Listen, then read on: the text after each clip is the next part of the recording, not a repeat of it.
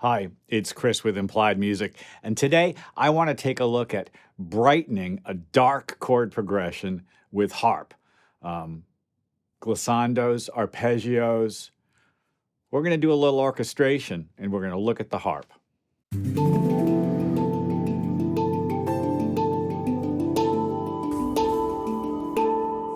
So the modern concert harp has anywhere between 40 and 47 strings, and those strings are tuned to a diatonic scale generally. That is to say, it's only white keys or some other scale that uses a sort of a 7-tone pitch class. However, the modern concert harp has 7 pedals. Each pedal is responsible for one pitch class. From left to right, the left foot has B, C, D, and then the right foot has E, F, G, and A. Now, each pedal has 3 positions. Stay with me. If the pedal is neutral, then it's all white keys. If, however, I want to play in the key of G major, my right foot takes the G pedal and tightens it by pressing to the bottom position, and now all the Fs are sharp. I have a G major scale. Fascinating, right? Now, when we play in our DAW, in a sample library, we, generally speaking, don't have a harp library that responds that way.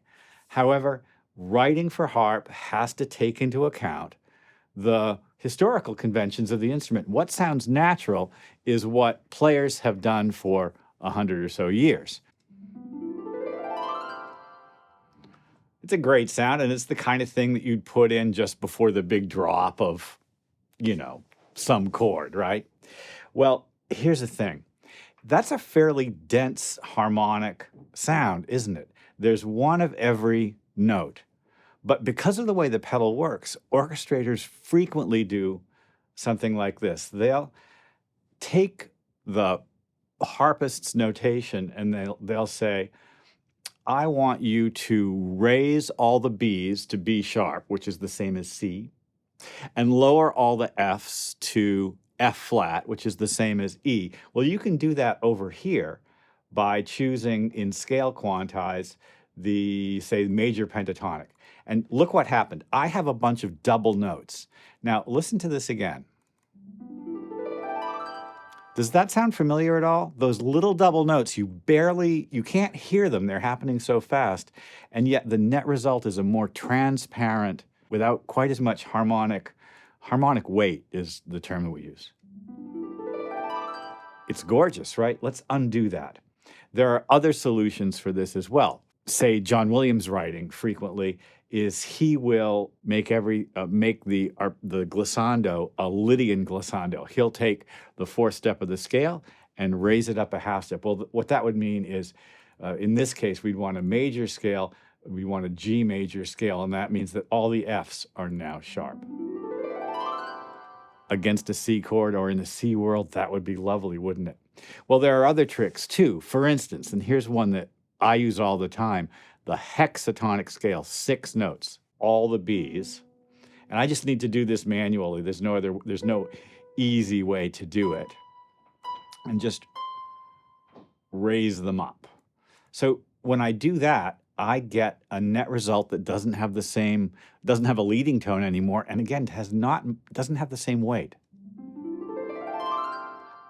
It's lovely, right? I mean, I probably wouldn't have started on the G for this glissando because right away we hear the double tone. But that's pretty, right? Well, knowing how an instrument works is essential to good orchestration. Well, I promised you the darkest chord progression I know and how to lighten it up. So let's take a look at that. We're going to make it minor. We're going to take 2 minor chords, a minor third apart.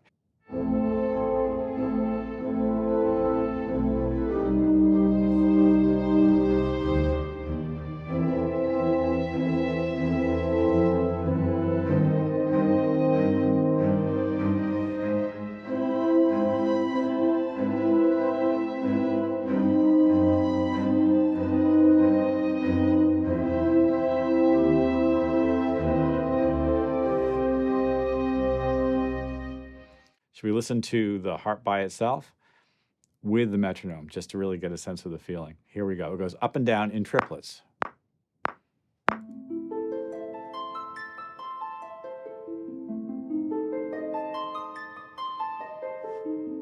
Like so. Now, because I'm going between A minor and C minor, I have several tones in common. In fact, what I've chosen to do, and this makes the part stand out even a little bit more, is alter like really just the E's to E flat. If you look at the top tone of each arpeggio, it's an A. If you look at the bottom tone of each arpeggio, it's an A. I love the way it works in the context of the whole orchestration.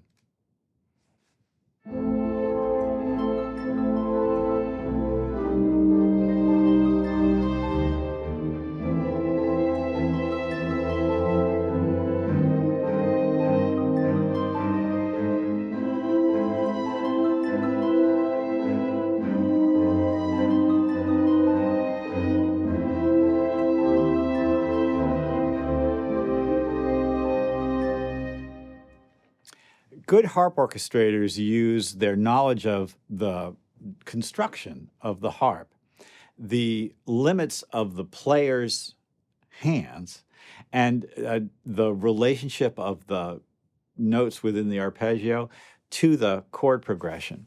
One thing that a harp player once told me is they prefer to play only 3 notes in each hand. So write for 3-note arpeggios. Think about it, right? 1, 2, 3, 1, 2, 3, 1, 2, 3, 1, 2, 3.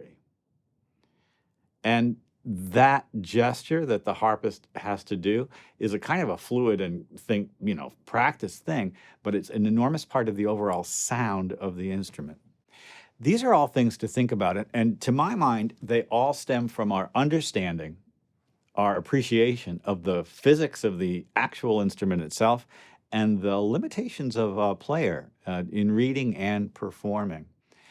You can use your ears to do almost anything now with DAWs and sample library instruments. But for, let's just use the word convincing orchestrations, the harp's peculiarities, its unique qualities, can be taken into consideration and probably should be. Well, I hope this is useful. Like and subscribe, hit the bell. You'll be notified when I post my next video. I'll see you next time.